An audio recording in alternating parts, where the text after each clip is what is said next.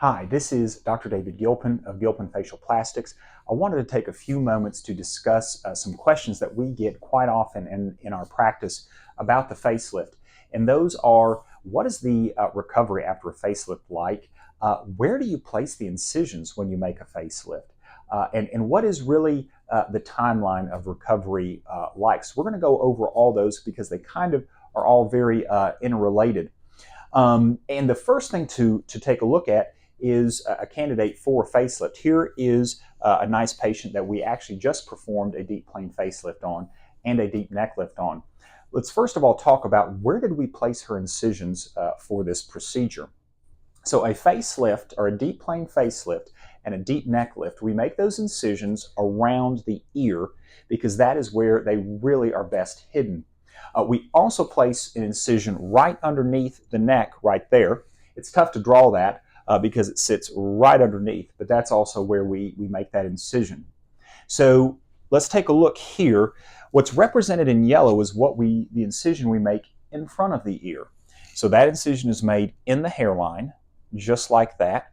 It curves up in front of the ear, and then we really tuck it in the natural crease right there, come behind the tragus, this little piece of cartilage right there on your ear, and then we loop around the earlobe. The dashed green line represents the incision that goes behind the ear and then tucks down into the hairline just like that. So the dashed line means we're going behind the ear. It doesn't mean we're actually cutting through the ear. So let's take a look and see what this patient looks like at 1 week. This is her at her postoperative appointment. At 1 week, you can see that she does still have some bruising, some swelling, especially here in the neck. That will all go away very shortly. But really pay attention to her incision line. Notice how this is well tucked into the hairline, in front of the ear, and even behind the ear. It's really difficult to tell. So here's a closer view of what it looks like behind the ear. Again, very difficult to see right where we made those incisions, especially when the hair is covering it up. Here's the other side. Again, see how well that really helps to blend into everything. She still does have some swelling and some bruising, but it's not too bad. That will all go away with time.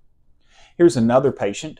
She's 1 week out. She has some redness around the ears because we've already taken out the sutures, the stitches, but she has a little bit of swelling, some redness. She also has some redness around the mouth because we also did a perioral or around the mouth laser on her. So this isn't necessarily typical of what you're going to see at 1 week with a facelift unless you also have a laser. Here she is again from another view. Again, notice the redness around the mouth because of the laser, but really healing up very nicely. And here's that same view now at 6 weeks. So notice the transition from 1 week to 6 weeks. It's really quite dramatic. And here she is also from a side view. And then here's a patient who's at 1 year. And we'll really zoom in there so you can have a good look and see what that incision looks like around the ear. At 1 year, it really, really heals well. So I hope this has helped you remove some questions and maybe remove some concerns about having a facelift. It's a wonderful procedure, and I like to tell folks that we can get them out to a restaurant in about 9 to 14 days, probably with a little bit of makeup, but that is certainly within the realm of possibilities. So don't hesitate to schedule a consultation if you have more questions. Give us a comment below and leave us a like. Thank you so much for watching.